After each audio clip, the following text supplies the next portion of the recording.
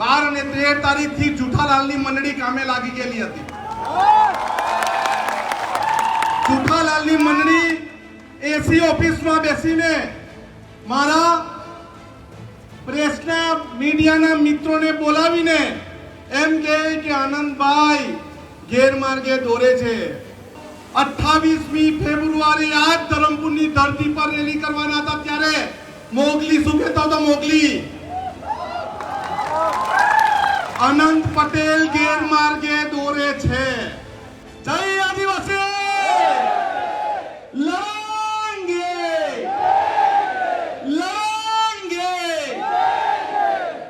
Tapi Narmada river link પ્રોજેક્ટના dam હટાવ સમિતિના સંઘર્ષ સમિતિના પ્રમુખ એવા બારકુભાઈ, સમગ્ર આદિવાસી તેમજ સમગ્ર ગુજરાત કોંગ્રેસ સમિતિના પ્રમુખ એવા અમિતભાઈ ચાવડા સાહેબ, સમગ્ર ભારતના આદિવાસી કોંગ્રેસના પ્રમુખ એવા વિક્રાંતભાઈ ભુરિયા સાહેબ આપણી વચ્ચે ઉપસ્થિત, રાજુ પારઘીજી આપણી વચ્ચે ઉપસ્થિત, કલ્પેશભાઈ આપણી વચ્ચે ઉપસ્થિત, અહીં યુસુફભાઈ આપણી વચ્ચે ઉપસ્થિત, જયેન્દ્રભાઈ આપણી વચ્ચે ઉપસ્થિત, કોંગ્રેસ સમિતિના પ્રમુખ એવા કિશનભાઈ, તમામ આદિવાસી સમાજના કાર્યકર્તાઓ અને દરેક પક્ષના કાર્યકર્તાઓ, આજે સૌને અભિનંદન એટલા માટે આપું છું કે ગઈકાલે 2 દિવસથી 12 અને 13 તારીખથી જુઠાલાલની મંડળી કામે લાગી ગયેલી હતી।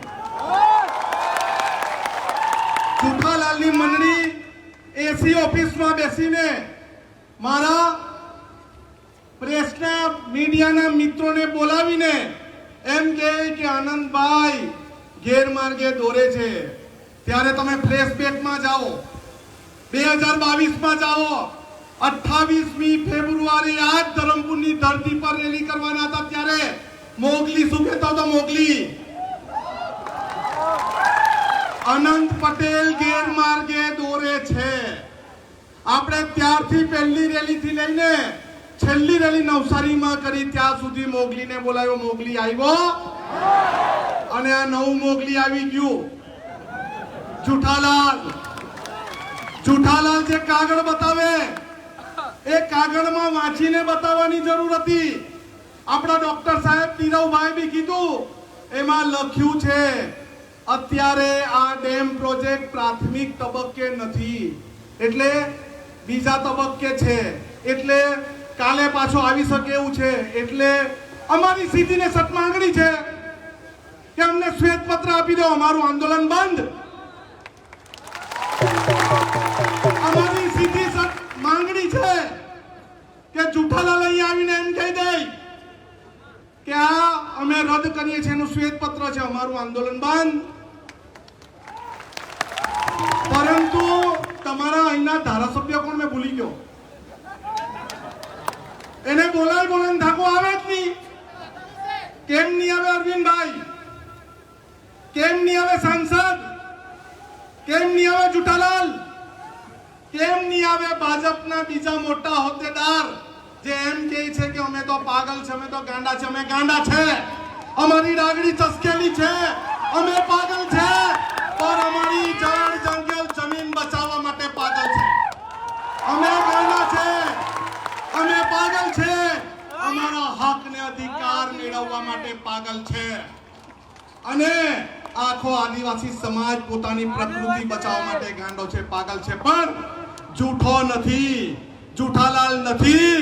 હું તો અત્યારે તમારી સામે કહું છું, ભાઈ જુઠાલાલ, જઈને લોકસભામાં આદિવાસીના દીકરા તરીકે કઈનો વિરોધ તો કરો તમે। અમારી વિધાનસભા 8 તારીખથી ચાલુ છે, અમે નક્કી કર્યું છે, અમે વિરોધ કરવાના છે। તમે કેમ નથી વિરોધ કરતા? કેમ તમે ભાજપના નામની બંગડી પહેરેલી છે? કેમ તમે સરકારી પોપટ બનો છો? કેમ તમે સરકારી કઠપુતલી બનો છો? તમે આદિવાસી સમાજના પ્રમાણપત્ર પર ચૂંટાઈને લોકસભામાં ગયા છે। તમારી પ્રાયોરિટી આદિવાસી સમાજ હોવી જોઈએ, નહીં કે નારંગી ગેંગ। બીજા એક ડાંગવાળા એમ કે ચૂંટણી આવે ને ડેમ આવે। ભાઈ 2024 ની ચૂંટણીમાં કામે ડેમ લાવેલા?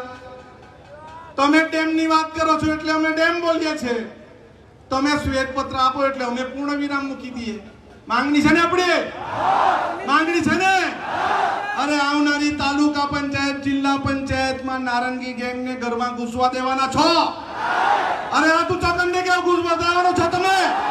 અરે કેમમાં ઘૂસવા દેવાનો છો? આપણા વિસ્તારની એક ઈંચ જમીન અને એક ટીપું પાણી અમે આપવાના નથી.